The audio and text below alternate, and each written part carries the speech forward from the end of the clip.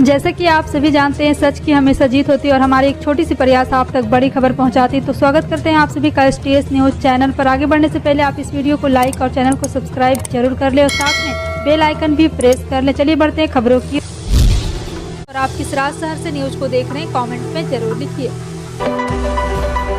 बता दें, केंद्र सरकार ने रबी की फसलों के लिए MSP में बढ़ोतरी का ऐलान कर दिया है। सबसे अधिक MSP 500 रुपये प्रति क्विंटल मसूर की फसल पर बढ़ाई गई है। सरकार की ओर से इसे किसानों को दिवाली का तोहफा माना जा रहा है। कृषि लागत एवं मूल्य आयोग ने गेहूं समेत सभी रबी फसलों की MSP में 9% की बढ़ोतरी का सिफारिश की थी। पिछले दिनों हुई बारिश से फसलों का नुकसान को देखते हुए इससे किसान को बड़ी राहत मिलेगी। जानकारी के अनुसार सरकार ने सरसों की MSP में 400 रुपये प्रति क्विंटल की बढ़ोतरी की है। वहीं मसूर की MSP में 500 रुपये प्रति क्विंटल, गेहूं की MSP में 110 रुपये क्विंटल, जौ की भी 110 और यहाँ पे कुसुम की 209 रुपये प्रति क्विंटल और चना की MSP में 105 रुपये प्रति क्विंटल का इजाफा किया है। यूक्रेन और रूस के बीच जारी जंग में सा और मात का खेल लगातार जारी है। एक महीने पहले यूक्रेन की सेना ने रूस को खार्किव जैसे बड़े शहर से खदेड़ दिया था और इसे रूसी सेना के हार के तौर पर प्रायश्चित किया गया था। अब रूस की सेना एक बार फिर से आक्रामक हमले कर रही है और खार्किव पर कब्जे का दावा किया है। मंगलवार को रूस की सेना ने दावा किया है कि उसने खार्किव पर कब्जा जमा लिया है। रूस की रक्षा मंत्रालय ने कहा है कि रूसी सेना की यूनिट्स ने आक्रामक अभियान के तहत खार्किव की गारेबेविका पर कब्जा कर लिया। यह वही इलाका है जहां से रूसी सेना के पीछे हटना पड़ा था। बिल्किस बानो गैंगरेप के 11 दोषियों की रिहाई को लेकर गुजरात सरकार ने सोमवार को जवाब दिया है, लेकिन कोर्ट इससे संतुष्ट नजर नहीं आए। सुनवाई कर रही कि बेंच ने कहा है कि यह जवाब बड़ा भारी भरकम और इसमें तथ्यों की कमी है। कोर्ट ने कहा है कि इसे हल्फनामे में अदालती फैसलों को भर दिया गया, लेकिन तथ्य छोड़ दिए गए। सुप्रीम कोर्ट ने याचिकाकर्ता को गुजरात सरकार के हल्फनामे पर जवाब देने के लिए 29 नवंबर तक का वक्त दिया है। बता दें कि गुजरात सरकार इस बार 15 अगस्त पर गुजरात दंगों के समय बिल्किस बानो गैंगरेप और उनके परिवार के 7 सदस्यों की हत्या के दोषियों को रिहा कर दिया था। इसके बाद 3 याचिकाकर्ताओं ने सुप्रीम कोर्ट में सरकार के इस फैसले के खिलाफ अर्जी दी थी। तमिलनाडु के मुख्यमंत्री MK स्टालिन ने विधानसभा में एक प्रस्ताव पेश किया है। यह प्रस्ताव प्रदेश में हिंदी भाषा लागू करने के खिलाफ पेश किया गया। प्रस्ताव लाते हुए स्टालिन ने कहा है कि पंजाब भाजपा सोचती है वह केवल हिंदी लागू कराने के लिए सत्ता में आई हुई है। मंगलवार को विधानसभा में दिए भाषण के दौरान स्टालिन ने कहा कि बात केवल आधिकारिक या प्रशासनिक भाषा बनाने की नहीं है। भाजपा हिंदी को ताकत का प्रतीक बनाना चाहती है। स्टालिन ने कहा कि भाजपा अंग्रेजी को प्रशासन से पूरी तरह से हटाना चाहती है। वह लोगों की अंग्रेजी भाषा का ज्ञान हासिल करने से रोकना चाहती है। भाजपा कहती है कि प्रदेश की भाषा केवल बोलचाल के लिए है, उनका दिल तो हिंदी के लिए धड़कता है। भारतीय राष्ट्रीय राजमार्ग सड़क खराब होने के चलते होने वाली घातक या गंभीर दुर्घटना के अधिकारियों को जिम्मेदार ठहराया है। अथॉरिटी ने सर्टिफिकेट जारी करने की प्रक्रिया में शामिल NHAI प्रतिनिधियों की लापरवाही पर गंभीरता से विचार किया। इस अनदेखी के कारण ही यात्रियों की सुरक्षा खतरे में पड़ती है। NHAI की ओर से जारी सर्कुलर में इसकी जानकारी दी गई। सर्कुलर में कहा गया, यह ध्यान में आया है कि road marking, road signage, crash barrier जैसे सुरक्षा कार्यों को पंच सूची में रखकर सर्टिफिकेट जारी किया जा रहा है। इससे न सिर्फ यात्रियों की सुरक्षा में समझौता होता है, बल्कि दुर्घटना मौत होने पर NHAI के नाम भी खराब होता है। मालूम हो कि लंबित कार्यों को एक श्रेणी के तहत रखा जाता है, जिसे पंच सूची कहा जाता है। दिवाली से पहले मोदी सरकार ने किसानों को गिफ्ट दिया है। केंद्र सरकार ने मंगलवार को 2023 से 24 सीजन के लिए 6 रबी फसलों के न्यूनतम समर्थन मूल्य को मंजूरी दे दी है। फसल और बड़ा फैसला लेते हुए सरकार ने गेहूं के MSP में 110 रुपये और जौ में 100 रुपये की बढ़ोतरी की और इस तरह गेहूं का न्यूनतम समर्थन मूल्य 2125 रुपये प्रति क्विंटल हो गया है। हिमाचल प्रदेश में होने वाले विधानसभा चुनाव को लेकर बीजेपी एक नया प्रयास कर रही है। जी हां, आपको बता दें कि इस बार उम्मीदवार को चुनने के लिए पार्टी बैलेट वेटिंग का इस्तेमाल कर रही है। इसके अलावा अधिकारियों के अनुसार चुनाव के लिए उम्मीदवार के चयन से पहले पार्टी कार्यकर्ताओं के एक वर्ग की राय भी ले रही है। इस मामले पर बीजेपी राज्य इकाई अध्यक्ष सुरेश कश्यप का कहना है कि हम एक कैडर और संगठन आधिकारिक पार्टी हैं। बीजेपी लोकतांत्रिक व्यवस्था का पालन करने के लिए भी जाने जाती। इन सभी चीजों को देखते हुए हम उम्मीदवारों के बारे में फैसला करने से पहले हम पार्टी कार्यकर्ताओं की राय भी ले रहे हैं। त्योहार का सीजन शुरू हो चुका है। ऐसे में रेलवे ने दिवाली और छठ के मौके पर देश के पूर्वी हिस्से की तरफ 104 त्योहार स्पेशल ट्रेन चला रहा है। इन ट्रेनों में किराया कम होने के कारण काफी भीड़ रहती है। ऐसे में जो यात्री अधिक किराया देकर भी बेहतर सुविधा चाहते हैं, उनके लिए भी रेलवे ने इस बार खास इंतजाम किया। इसके लिए रेलवे ने राजधानी स्पेशल ट्रेन चलाने का ऐलान किया। इसकी बुकिंग बुधवार सुबह से शुरू होगी।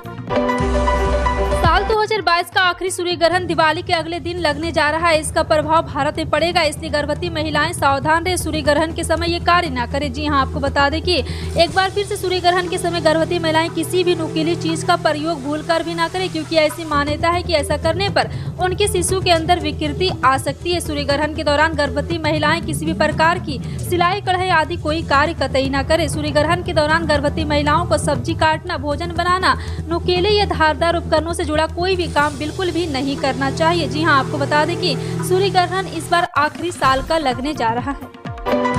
प्रदेश के गन्ना किसानों के लिए अच्छी खबर है। 30 अक्टूबर तक 2500 करोड़ का गन्ना भुगतान हो जाएगा। ये जानकारी बरेली पहुंचे कैबिनेट मंत्री लक्ष्मी नारायण चौधरी ने दी है। इसके अलावा मंगलवार को प्रधानमंत्री नरेंद्र मोदी की अध्यक्षता में मंत्रिमंडल की आर्थिक मामलों की समिति की बैठक में 6 रबी फसलों का एमएसपी बढ़ाने का फैसला किया गया।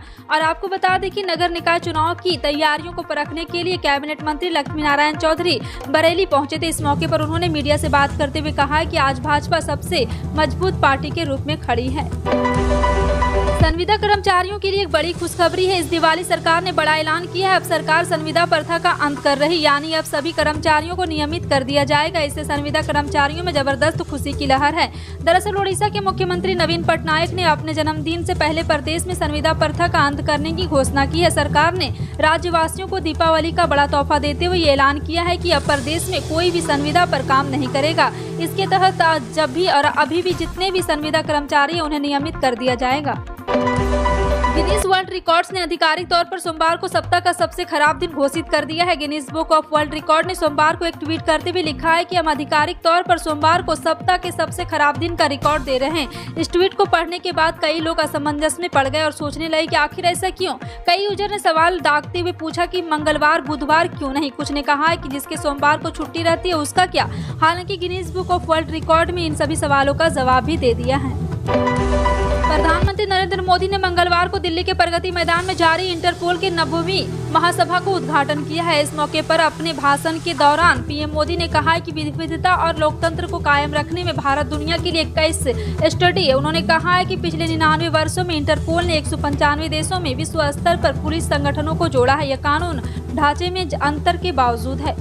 भोपाल में लाडली लक्ष्मी योजना 2 के तहत कॉलेज में प्रवेश लेने वाली बालिकाओं के मुख्यमंत्री शिवराज सिंह चौहान 12,500 रुपये प्रोत्साहन राशि बांटेंगे। कार्यक्रम भोपाल स्थित रविंद्र भवन में 2 नवंबर को आयोजित किया जाएगा, जिसमें प्रदेश भर से 1,500 लड़की लक्ष्मी बालिका और उनके अभिभावक को आमंत्रित किया गया है। यह कार्यक्रम पहले 8 एवं फिर 14 अक्टूबर को प्रस्तावित था, पर मुख्यमंत्री की व्यवस्था के चलते स्थगित कर दिया गया। प्रदेश में 42 लाख लाडली लक्ष्मी है। इनमें से करीब 78,000 बालिकाओं ने इस साल कॉलेज में प्रवेश लिया है। मध्य प्रदेश में डेंगू के मरीज तेजी से बढ़ रहे हैं। 1.5 माह में 579 मरीज मिले हैं। यह उन मरीजों की संख्या है जिन्होंने एलाइजा टेस्ट कराया है। कई मरीज निजी अस्पताल में रैपिड किट से जांच करा रहे हैं, जिनकी जानकारी स्वास्थ्य विभाग तक नहीं पहुंच रही। इस साल सबसे ज्यादा 165 मरीज भोपाल में मिले हैं। ग्वालियर में 152, विदिशा में 146 और जबलपुर में 106 मरीज सामने आए। बाकी जिले में मरीजों की संख्या 100 से कम है। प्रदेश में कपास खरीदे पर लागू मंडी टैक्स के खिलाफ विरोध शुरू हो गया है। और आपको बता दें कि निमाड़ की प्रमुख कपास मंडियों ने व्यापारियों ने खरीदी रोक दी है और जिनिंग मिलों ने भी 11 अक्टूबर से काम बंद कर दिया है। कारोबारी मंडी टैक्स कम करने की मांग कर रहे हैं। व्यापारियों की मांग का समर्थन करते हुए भाजपा नेता भी सामने आ रहे। पूर्व महापौर और पूर्व सांसद कृष्ण मुरारी मोघे ने भी मुख्यमंत्री को पत्र लिखकर मंडी टैक्स कम करने और हड़ताल खत्म करने की मांग की है। केंद्र सरकार द्वारा सिंगल यूज प्लास्टिक के 19 तरह के आइटम पर प्रतिबंध लगने के बावजूद शहर में धड़ल्ले से उनका उपयोग हो रहा है। इसको देखते हुए नगर निगम और पॉलिथीन की थैलियों के विकल्प के तौर पर कपड़ों के थैले तैयार करने जा रहा है। गत जुलाई माह में स्व सहायता समूह ने ये थैले कराए गए थे, लेकिन अब दोबारा से अभियान चलाकर ये थैले तैयार कराए जाएंगे ताकि इन्हें पॉलिथीन के विकल्प के तौर पर उपयोग किया जा सके। स्वयं सहायता समूह के सीधे बिक्री के कारण ये थैले बाजार से मिलने वाले थैलों के दाम से सस्ता होंगे। इसके लिए लोगों को प्रेरित किया जाएगा कि कपड़े के थैले का उपयोग करें।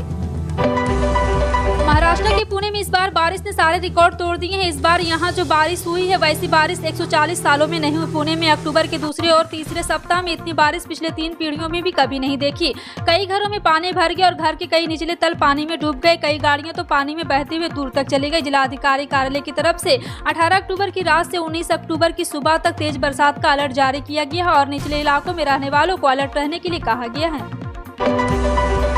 स्कॉटलैंड में की गई एक स्टडी से पता चला है कि कोविड-19 से संक्रमित 20 से एक शख्स अभी तक पूरी तरह से ठीक नहीं हो पाया है। इसके साथ ही कोरोना से संक्रमित हर 10 में से 4 मरीजों का कहना है कि वे कोरोना संक्रमित होने के कई महीनों बाद भी अभी तक पूरी तरह से नहीं उभरा है। नेचर कम्युनिकेशन पत्रिका में बीते हफ्ते इस स्टडी को प्रकाशित किया कि यह स्टडी 10,000 लोगों पर की गई है, जिससे शोधकर्ताओं ने लंबे समय तक कोरोना के जोखिमों का अध्ययन किया है। केंद्र सरकार द्वारा सोमवार यानी 17 अक्टूबर को 8 करोड़ से ज्यादा किसानों के खाते में पीएम किसान सम्मान निधि योजना की 12वीं किस्त ट्रांसफर की गई थी। और आपको बता दें कि फिलहाल कई किसानों के खाते में 2,000 रुपए की राशि अभी भी नहीं पहुंची। इन किसानों को धैर्य बनाए रखने का निर्देश दिया गया है। दरअसल किसानों के खाते में धीरे धीरे इस योजना का राशि पहुँच रहा है। परेशान किसानों के लिए उत्तर प्रदेश सरकार ने कॉल सेंटर स्थापित भी किया है। 18 अक्टूबर के बाद अपने बैंक के नजदीकी ब्रांच में जाकर पासबुक में एंट्री करा ले। फिलहाल आपका इन सभी खबरों पर क्या कहना है, कमेंट सेक्शन में टाइप करके जरूर बताएं। इसी तरह के पल पल की अपडेट जानने के लिए जुड़े रहें आप अपने NTS न्यूज चैनल से। मिलते हैं अगली बड़ी खबर में, तब तक के लिए जय हिंद।